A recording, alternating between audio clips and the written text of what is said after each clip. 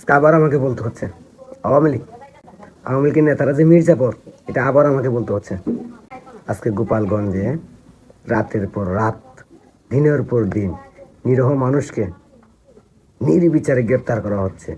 12 বছরের বাচ্চা থেকে শুরু করে 50 বছর 60 বছর বৃদ্ধকে ধরে নিয়ে আসতেছে থানায়।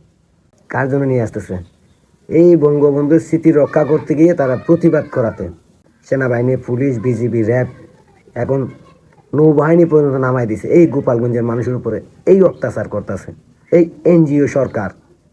আর আওয়ামী লীগের নেতারা এখনো গাত্তা লুকায় বসে আছে। তাই আমার বলতে হচ্ছে, এই আওয়ামী লীগের নেতারা সত্যিকারের মির্জাফর, সত্যিকারের নাফরমান। গোপালগঞ্জের মানুষ জীবন বাজি রেখে বঙ্গবন্ধু সমাধি রক্ষা করতেছে, আর এই আওয়ামী লীগের খুলাঙ্গার ছাগলের বাচ্চাগুলা লুকাইয়া বসে আছে। আমি আওয়ামী লীগ করি না, বঙ্গবন্ধু করি। তাই কুলাঙ্গারদের বিরুদ্ধে কথা বলতে আমি নিজেও বাধ্য হই।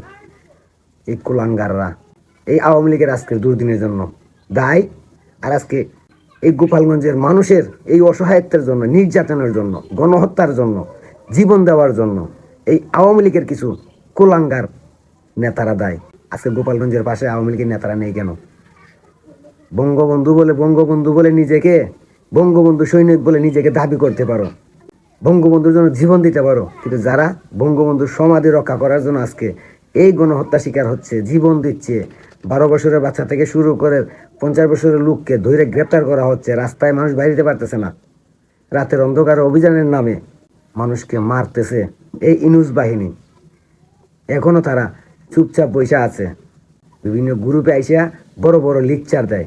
তোদের মতো নেতার লেকচার যারা গ্রুপে বসে শুনে, ওগুলো ছাগলের 3 নাম্বার বাচ্চা। আজকে যদি গোপালগঞ্জ না বাঁচে, গোপালগঞ্জের মানুষ না বাঁচে, তাহলে আওয়ামী লীগ বাঁচবে না, আওয়ামী লীগের অস্তিত্ব বাঁচবে না। আমি গ্যারান্টি দিয়ে বললাম, যদি গোপালগঞ্জকে না বাঁচাইতে পারেন, আওয়ামী লীগ এই দেশে থাকবে না, আওয়ামী লীগের অস্তিত্ব থাকবে না। এগুলো চরম সত্য।